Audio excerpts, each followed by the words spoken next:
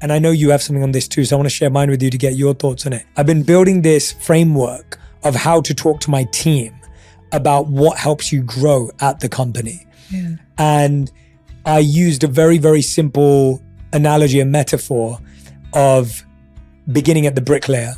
So the bricklayer is usually at the level with which you come in. And the bricklayer knows I have to lay this brick and I've got to lay it next to this one. And I know the pattern and I can lay a brick. And maybe I can build a wall, maybe. The next level up is a builder. You actually know how to build a wall. You know how to paint the wall. You know how to put up scaffolding. You know how to connect walls. You can do a bit more and you're a builder. Above from that is something I call the architect. Now, the architect is not just good at building a wall. They could actually go and build me and design me a new part of the business, an extension of something, a new idea. And that's how I want people to grow. And then the highest stage that I've come to is the city planner. This person's not just building me one home. They're planning the whole city of the ecosystem of how everything falls into place. And so I'm communicating this to my team now because I'm like, I want all of you to graduate from bricklayers to builders to architects to city planners. Yeah. And that is what's attached to more money. It's not more effort. It's not more work. Yeah. It's not being more busy. Yeah. It's not doing more stuff.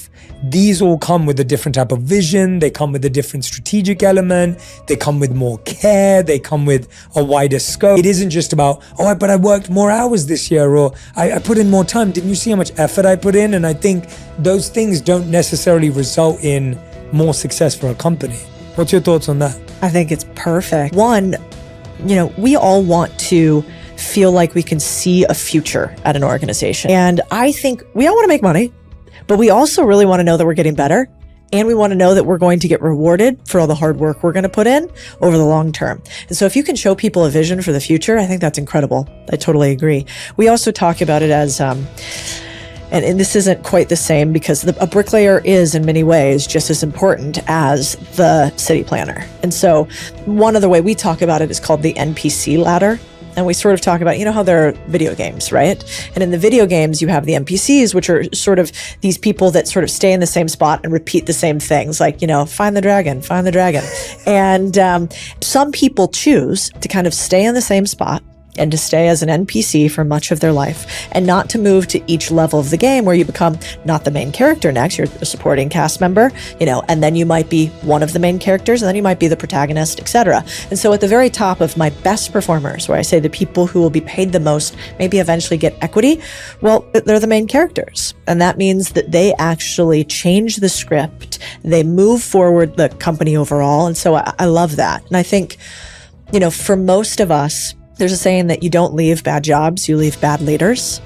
And so I like to try to remember that often in my companies, that when somebody leaves, that's a reflection on me and my team, that they didn't see a way for them to become a city planner and that they didn't see a way for them to come to the next level. I do think about that often. It's almost like it's a validation of all of these are needed, but there's a ladder. And the ladder isn't just more time and more work. No. Which often is the mistake. Well, I think you're really right. I mean, today, I think there's a hustle culture that happens about hard work will equal wealth. And that is actually not true at all. And we have seen over time, if hard work would equal wealth, then the person who runs my laundromat would make just as much as Jeff Bezos. And we know, there's an incredible video out there that I can't remember who did it, but it basically shows for the 60 seconds that Jeff Bezos is in the video, how much money Jeff Bezos is making every single second as he walks around the factory. And it shows that he makes, let's say, I don't know, X millions of dollars per second. And so by the time my laundromat owner has picked up his coffee, put it in his mouth,